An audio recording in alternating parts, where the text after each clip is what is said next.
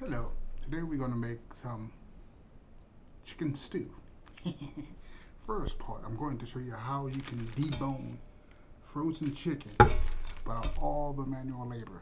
So basically I'm going to take this chicken, put it in this Instant Pot, cook it until the meat falls right off the bone.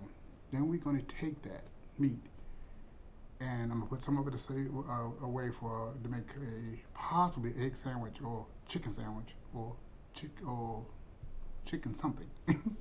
But we're going to make some chicken stew. I'm going to go and get this, put it in the pot, let it cook, because it's going to have to cook for at least an hour or so, and plus it's frozen solid, so it's going to take a little bit. I'll be back when I get the chicken ready and we'll go to the next step.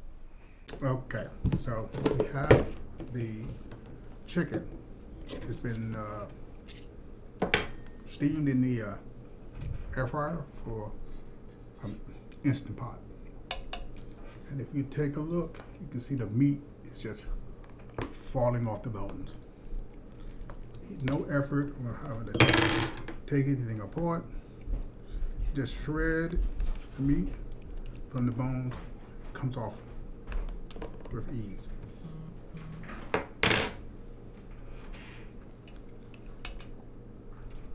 Look at that. Absolutely piece of cake. Almost a Now, the most taxing part is going through all this, taking the meat out, and then sorting through the bones and the cartilage. These are what we call leg quarterlies. You can get them at the store, fairly inexpensive. Get like 10 pounds for like $7-8.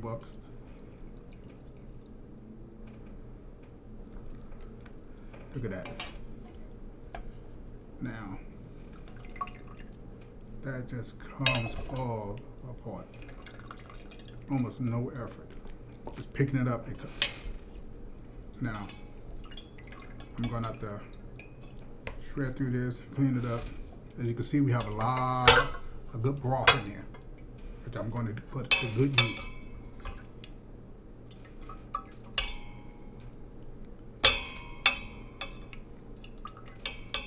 All right. I'm going to go ahead and not waste your time, so you can watch me peel all this meat away, unless you really want to. But it's almost like doing pulled pork, just except for pulled pork don't have quite as many bones. All right, so I'm gonna get this all up, remove the skin. If you like the skin, you can keep it. But what we're gonna make out of this is probably going to end up making some barbecue chicken, but almost like a pulled pork style. And I'm thinking of making something else with it. Maybe some kind of stew. It's getting a little colder, so having some nice comfort foods to eat to keep you nice and full. And you know I absolutely adore eating veggies. Well, in stews.